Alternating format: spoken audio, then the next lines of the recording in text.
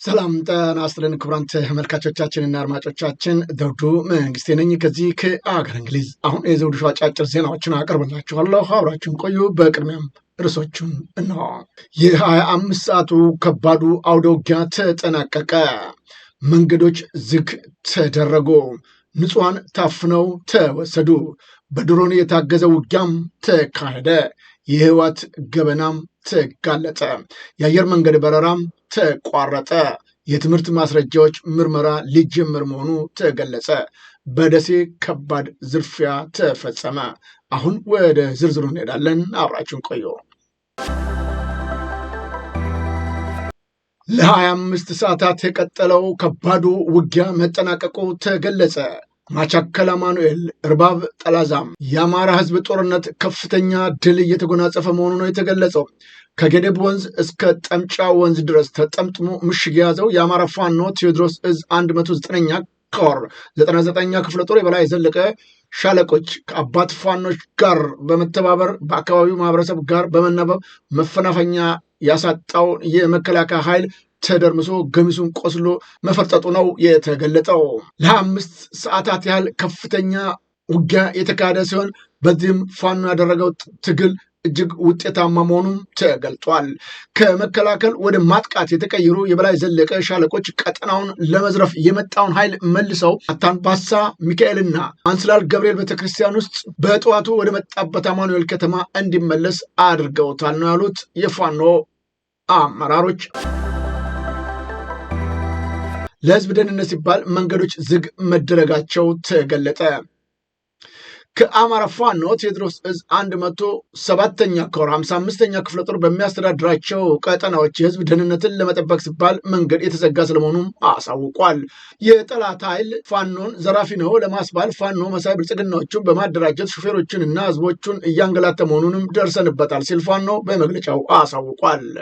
በመሆኑም ህዝባችንንና ሹፌሮቻችንን ከነዚህ ወንበዶች ዘራፊና ግድያ መከላከል ያመች ዘንድ ከ13/04/2018 ጀምሮ ላልተወሰነ ጊዜ ከዚህ በታች የተዘረዘሩት መንገዶች: አንደኛ ከባህር ዳር ጭንባ ቁንዙላ ደለጎ፣ ሁለተኛ ከዱር ቤቴ ዝብስት ወገዳ፣ ሶስተኛ ከዱር ቤቴ ሐሙሲት ማማላ፣ አራተኛ ከዱር ቤቴ ቀደምት ላሊበላ ልውድ መንገዶች ዝግ እንዲሆኑ ማሳወቅ እንወዳለን ብለዋል።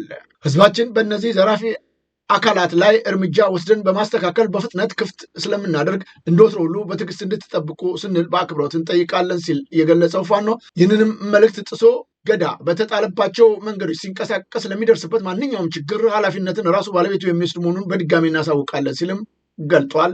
የአማራ ፋኖ ብሔራዊ ኃይል ምዕራብ አማራ ቀጠና ቴዎድሮስ እዝ 105ኛ ኮር 55ኛ ክፍለ ጦር ህዝብ ግንኙነት። ፋኖ በደሴ ዙሪያ ባደረገው ውጊያ ድል እንደቀናው ገለጸ። ምኒልክ ዕዝ በላጎ ተወርዋሪ ሻለቃ ደሴ ዙሪያ ወረዳ እና ኩታበር ወረዳ ባደረጉት ተጋድሎ ነው 4 ቀበሌዎች መቆጣጠራቸውን የገለጹት።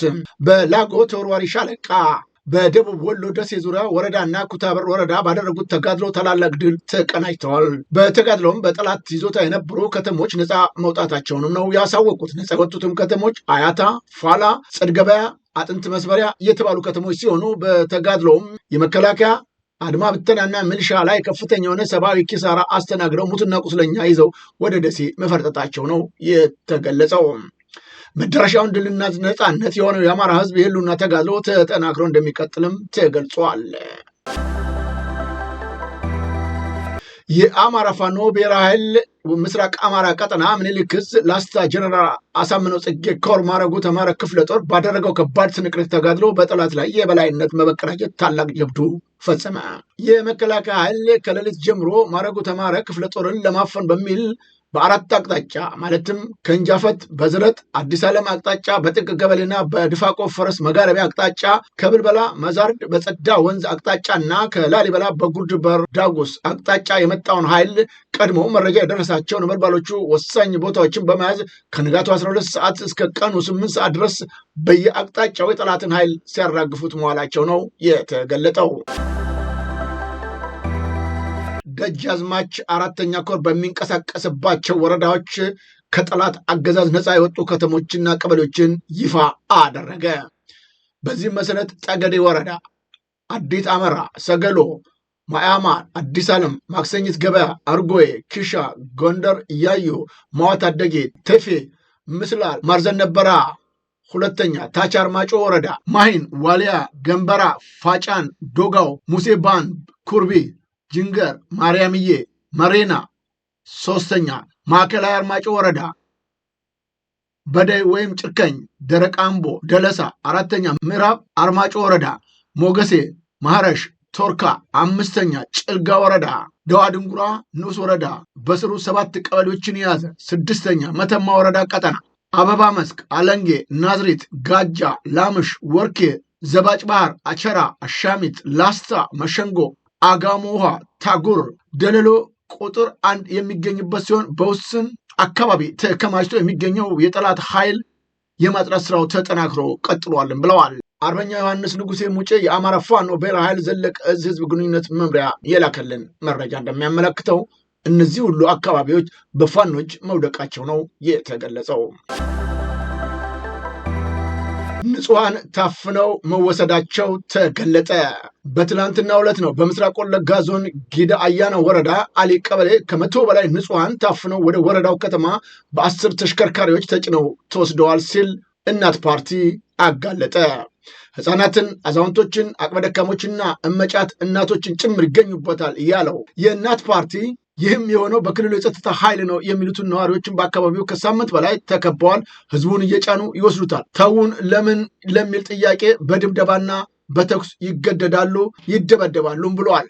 ነገ ምን እንደሚገጥመን አናውቅም ያሉት እነዚሁ ታፋኞች በኃይል በጉልበት መጫናቸው ነው የገለጹት። ፓርቲያችን በዚህ ጉዳይ ከሳምንት በፊት የማስጠንቀቂያና የነዋሪዎቹን የጭንቅ ድረሱልን ጥሪ ያወጣ ሲሆን አሁንም በመንግስታዊ መዋቅር ንጹሐንን ማንገላታት እንዲቆም ታፍነው የተወሰዱ ያለምንም ቅድመ ሁኔታ ወደ ቤታቸው እንዲመለሱ አክብረን እንጠይቃለን ሲል የእናት ፓርቲ በመግለጫው አሳውቋል። የህወሓት ገበና ተጋለጠ። ህወሓት ከተፈናቃዮች ሳይቀር በማስገደድ ወራዊ የፓርቲ መዋጮ እየጠየቀ መሆኑ ነው ሳልሳዊ ወያኔ ትግራይ ያጋለጠው። ሳልሳዊ ወያኔ ትግራይ ፓርቲ በትግራይ በጠመንጃ የሚመራ የፖለቲካ ኃይል ስልጣን ላይ ተቀምጧል ሲልም ነው ክሱን ያቀረበው። ህወሓት ከተፈናቃዮች ሳይቀር በማስገደድ ወራዊ ፓርቲ መዋጮ እየጠየቀ ነው ያለው ፓርቲው እንደ ስላሴ ሽሬ የተፈናቃዮች የማቆያ ማዕከል የሆነውን በማስረጃነትም አቅርቧል። በማቆያ ማዕከሉ የነበሩት የ6 ልጆች አባት ተፈናቃይ በህወሓት ፓርቲ ወራዊ ክፍያ እንዲከፍሉ ይጠየቃሉ ሲልም ፓርቲው ጉዳዩን በዝርዝር አሳውቋል።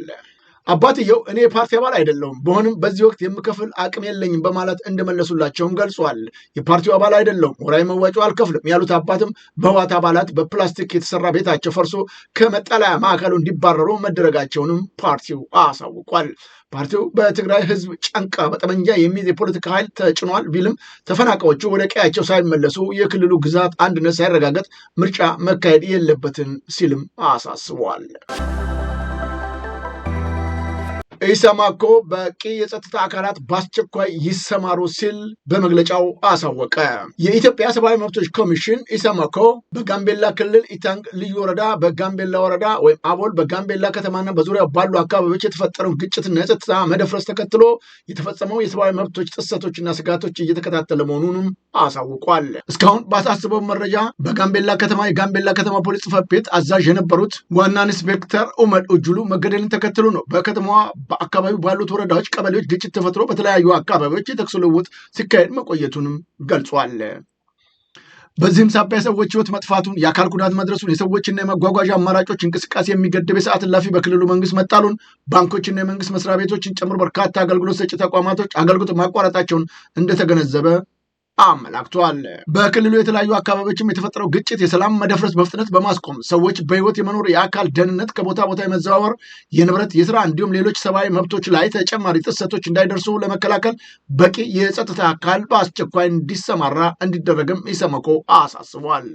በክልሉ በተለያዩ ጊዜያቶች የሚፈጠሩ ግጭቶችን በዘላቂነት ለማስቆም ተጠያቂነትን ለማረጋገጥና ወደፊት ተመሳሳይ የሰብአዊ መብቶች ጥሰቶች እንዳይከሰቱም ለመከላከል የፌዴራሉና የክልሉ መንግስት ተገቢውን እርምጃ ሊወስዱ ይገባልም ብሏል። በአካባቢው ተሰሚነት ያላቸው የሀገር ሽማግሌዎች እንዲሁም የሃይማኖት እና የማህበረሰብ መሪዎች በማሳተፍ ውይይቶችን፣ እርቆች እንዲካሄዱ እንዲሁም ከአጋር ድርጅቶች ባለድርሻዎች ጋር በትብብር በመስራት ጉዳቱ የደረሰባቸው ሰዎች ተገቢውን ሕክምና እና ካሳ እንዲያገኙ እንዲሁም እንዲቋቋሙ ማድረግ ይገባል ሲልም በመግለጫው አሳውቋል። የኢትዮጵያ አየር መንገድ በረራ ማቋረጡን ገለጠ። ወደ ደሴ የሚደረገው በረራ ለማቋረጥ ተገድጃለሁ ሲል ነው የኢትዮጵያ አየር መንገድ የገለጠው። የኢትዮጵያ አየር መንገድ በአሁኑ ሰዓት በደሴና አካባቢዋ ባለው ለበረራ አመቺ ያልሆነ የአየር ጸባይ ምክንያት ወደ ከተማዋ የሚያደርገውን የበረራ ለማቋረጥ መገደዱን ነው ያሳወቀው። አየር መንገዱ ከሜትሮሎጂ በሚደርሰው መረጃ መሰረት የአየር ጸባዩን እንደተስተካከለ በረራዎቹን ወደ መደበኛ አገልግሎት የሚመለስበት ጊዜ እንደሚያሳውቅም ገልጿል። በአገልግሎት መቋረጥ ለሚፈጠረው መጉላላትም ይቅርታ ጠይቋል። በትግራይ የተከሰተው ረሃብ እጅግ አነጋጋሪ ሆነ። ወገናችን ከረሃብ እልቂት ለመታደግ የተጀመረው የነፍስ አድን ስራዎች ሊጠናከሩ ይገባልም ተብሏል። በተለያዩ የማህበራዊ ሚዲያዎች ግለሰቦች፣ ማህበራትና የመንግስት አካላት በአይናችን ፊት የሚረግፈውን ህይወት እንታደግ በሚል በሀገር ውስጥና በውጭ ሀገር የሚገኙ ወገኖች የጀመሯቸውን የነፍስ አድን እንቅስቃሴዎች ሊጠናከሩ፣ ሊቀናጁ እና ወደ ተግባር ሊቀየሩ እንደሚገባ ነው የተገለጸው። በህጻጽ መጠለያ ጣቢያ በሚገኙ ተፈናቃዮች በምግብና በመድኃኒት እጥረት ምክንያት ከሐምሌ 2017 ዓ.ም ጀምሮ ብቻ ከ50 በላይ ተፈናቃዮች ሲሞቱ በአጠቃላይ በመንግስት በኩል ዛሬም ድረስ እንደነዚህ አይነት ችግሮችን በመዘገብ የመንግስት ሚዲያ አውታሮች አይስተዋሉም የተባለ ሲሆን አሁንም ቢሆን በሀገሪቱ ያለው ረሃብ ችግርና መከራ መፍትሄ ያገኝ ዘንድ ጉዳዩ የሚመለከተው የመንግስት አካል አስቸኳይ እርምጃ ሊወስድ እንደሚገባም ተገልጿል። ዛሬም ለንጹሐኖች መሰደድ፣ መራብና መቸገር ዋናው ምክንያት የብልጽግና ፓርቲ የጠቅላይ ሚኒስትር አብይ አህመድ ድክመት እንደሆነም ነው የተተቸው። የትምህርት ማስረጃዎች እንዲጣሩ ትዕዛዝ ተላለፈ። ባንኮች የሰራተኞችን የትምህርት ማስረጃ ትክክለኛነት እንዲያጣሩ ነው ብሔራዊ ባንክ መመሪያ የሰጠው። በተለያዩ የስራ መስኮች ሐሰተኛ የትምህርት ማስረጃ መኖራቸውን የሚያሳይ ፍንጭ መገኘቱን ተከትሎ ብሎም የዲግሪ ወረቀት ሽያጭ እንደነበረ ከተደረሰበት በኋላ ነው ብሔራዊ ባንኩ በሀገሪቱ ባንኮች ውስጥ ያሉ ሰራተኞች የትምህርት ማስረጃ ላይ ማጣራት እንዲደረግ ያዘዘው። ባንኩ ይህን ትዕዛዝ መስጠቱ እጅግ ተገቢና አስፈላጊ ቢሆንም ግን ከጠቅላይ ሚኒስትር አብይ አህመድ ጀምሮ የትምህርት ማስረጃ የተጭበረበረ ይዘው ሀገሪቱን በከፍተኛ ውድቀት ውስጥ ሊከቱ የቻሉትም ጭምር ሊጣራ ይገባል የሚል ከሌሎቹም ጥያቄ ተነስቷል። የአርቲስቱ ልጅ ሕክምና ማግኘቷ ተገለጠ። የታዋቂውና ኮሜዲያን ወንደሰን የ9 ዓመት ልጅ ቀዶ ጥገና በታዋቂው ዶክተር አብይ አማካኝነት በነፃ በተሳካ ሁኔታ ሕክምናዋ መጠናቀቁ ተገልጿል። ዶክተር አብይ የገባውን ቃል በመጠበቅ ለዚች ሕፃን የጤና ተስፋ መሆኑም ነው የተገለጸው። ዶክተር አብይ ሁሉም ነገር አልቋል፣ ሰርጀሪዋ በጣም ጥሩ ነበር፣ ዛሬ ወደ ቤታቸው ገብተዋል፣ ቃላችንንም ፈጽመናል፣ መላው የኢትዮጵያ ሕዝብን እናመሰግናለን፣ የወንድማችንን ነፍስም እግዚአብሔር በአጸደ ገነት ያኖርልን። የትራፊክ አደጋ ጉዳት ማድረሱ ተገለጸ። በዛሬው ዕለት ጠዋት ነው ከአርባ ምንጭ ተነስቶ ወደ አዲስ አበባ ሲጓዝ የነበረው ዘመን ባስ በአይሱዙ ጋር ተጋጭቶ የሰው ሕይወት ጠፍቷል። የአይሱዙ ሹፌር ወዲያውኑ ሕይወቱ ሲያልፍ በቁጥር ያልተገለጸ የአውቶቡስ ተሳፋሪዎች ላይም ከባድ ጉዳት እንደደረሰባቸው ታውቋል። የአደጋው መንስኤ በፖሊስ ገና በምርመራ ላይ መሆኑም ታውቋል። ከሀገር ሊወጡ የነበሩ 320 ኮብላዎች በቁጥጥር ስር መዋላቸው ተገለጸ። የአማራ ክልል የባቲ ወረዳ ፖሊስ ጽሕፈት ቤት በህገወጥ መንገድ ከተለያዩ ሀገሪቱ ክልሎች ተውጣተው በህገወጥ ደላሎች አማካኝነት ወደ ሳውዲ አረቢያ ለመኮብለል በማሰብ በጉዞ ላይ የነበሩት 165 ወንዶች፣ 155 ሴቶች በጠቅላላ 320 ኮብላዎች በቁጥጥር ስር መዋሉን ገልጧል። ከሰሞኑ የተያዙት እነዚህ ኮብላዮች እድሜያቸው ከ13 እስከ 15 ዓመት የሚሆናቸው ህጻናቶችም እንደሚገኙበት ነው ፖሊስ ያሳወቀው። የወረዳው ፖሊስ ጽሕፈት ቤት የግንዛቤ ማስጨበጫ ትምህርት በመስጠት ወደ የመጡበት አካባቢ እንደሚሸኙም አሳውቋል። በደሴ ከፍተኛ ዘረፋ ተካሄደ። ታኅሳስ 10 ቀን 2018 ዓ.ም ከቀኑ 6:30 በፒያሳ ስሙ ባልታወቀ ወርቅ ቤት ላይ ዝርፊያ ሲያከናውኑ የሚያሳይ ምስል ወጣ። የደሴ ከተማ ፖሊስ ጉዳዩን አውቆ ተጠርጣሪዎቹንም ስም ለይቶ ማደኛ ያወጣ የታወቀ ነገር ባይኖርም ዝርፊያ ተፈጸመብኝ ያሉ ነጋዴ የተዘረፈው ወርቅ ግምት 30 ሚሊዮን ብር መሆኑና በሚያሳዝን ሁኔታ በጠራራ ፀሐይ እንደተዘረፉ ነው የገለጹት። ስለሆነም ጉዳዩ የሚመለከተው የመንግስት ኃይል ወይም ፖሊስ እነዚህን ዘራፊ ቡድኖች ተከታትሎ ለሕግ እንዲያቀርብልኝ፣ ንብረቴንም እንዲያስመልስልኝ ሲሉም ተማጽኖ አቅርበዋል። ባለሀብቱ በ179 አመራሮችና ባለሙያዎች ላይ እርምጃ ተወሰደ። የአዲስ አበባ ገቢዎች ቢሮ ባለፉት 5 ወራት ስራዎቹን በአግባቡ ባልተወጡና በስነ ምግባር ጉድለት በተገኙ 179 ሰራተኞች የዲሲፕሊን እርምጃ መውሰዱን አሳውቋል። ዋና ዋና የእርምጃ ምክንያቶችንም ሲገልጽ የአገልግሎት አሰጣጥን ችግር በሌለበት ብልሽት አሰራር ጋር የተያዙ ጥፋቶች እንዲሁም የስነ ምግባር ግድፈቶች፣ የተቀጡ አካላት 20 አመራሮች እና 159 ፈጻሚ ባለሙያዎች፣ የክትትል ዘዴዎች በሰርቬላንስ ካሜራ፣ በምስል ተገልጋይ እና በእቅድ አፈጻጸም ግምገማ የተገኙ ግድፈቶች ናቸው ብሏል። የቀጣይ ትኩረታችን